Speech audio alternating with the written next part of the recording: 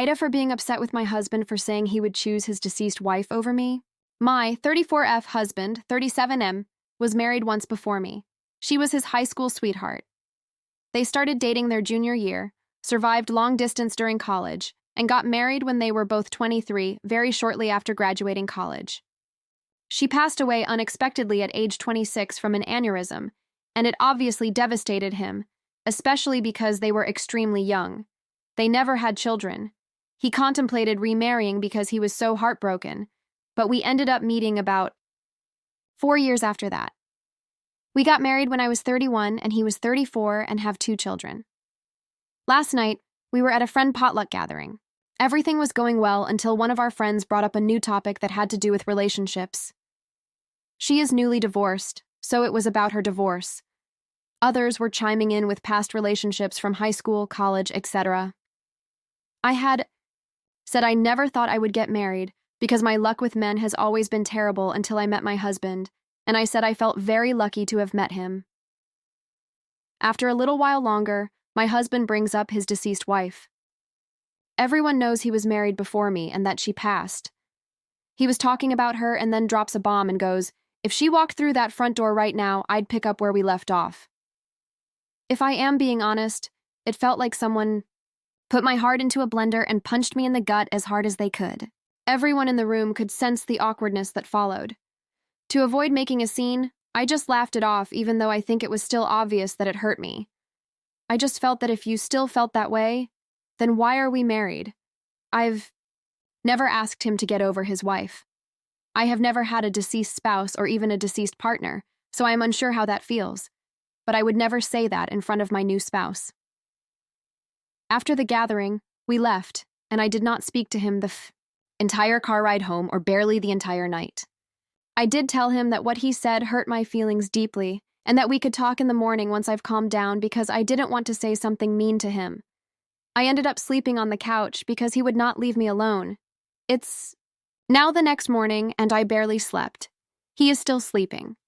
I'm not really sure what to say or what he will say. Update.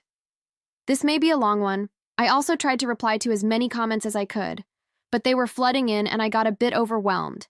May still try to read and reply to them. Many brought me to joyous and grateful tears. Also, alcohol was not involved in the sense that he wasn't drunk. My husband is 6'3" and almost 250 lbs. He had eaten quite a bit and had 1 beer. He was practically sober anyway. We talked. I asked him to let me go first and to not interrupt. He doesn't usually interrupt anyway. This isn't verbatim, just a rough sketch of how things went. I also included points some of you made. Without mentioning, I posted about this, of course. Me.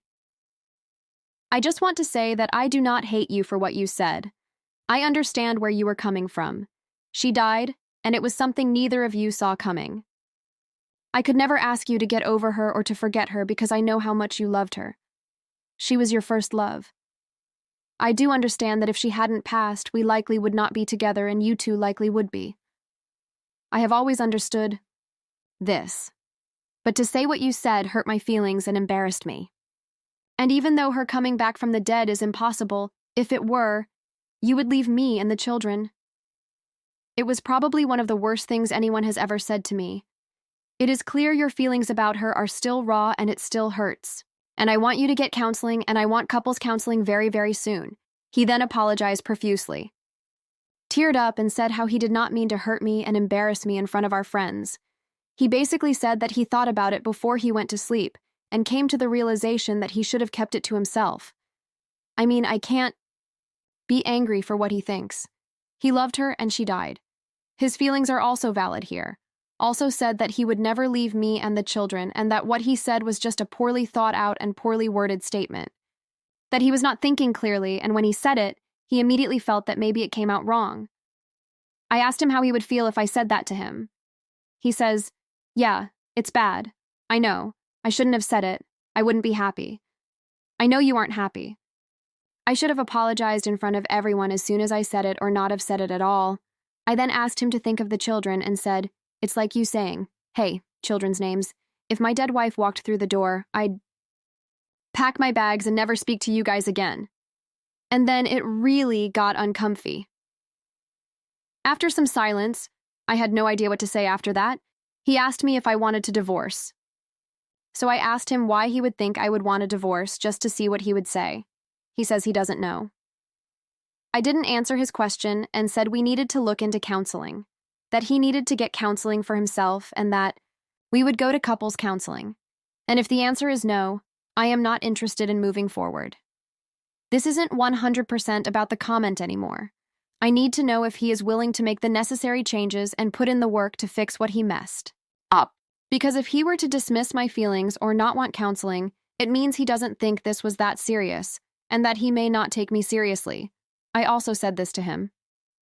Some of the comments also told me to take the kids elsewhere.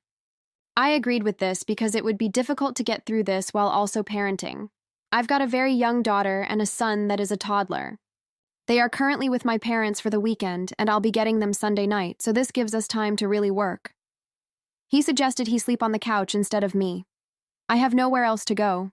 I haven't told my parents because I really would like to keep this between me and him as much as possible. Family and friends jump to judge too fast and sometimes offer extreme and harmful advice, and it's also embarrassing.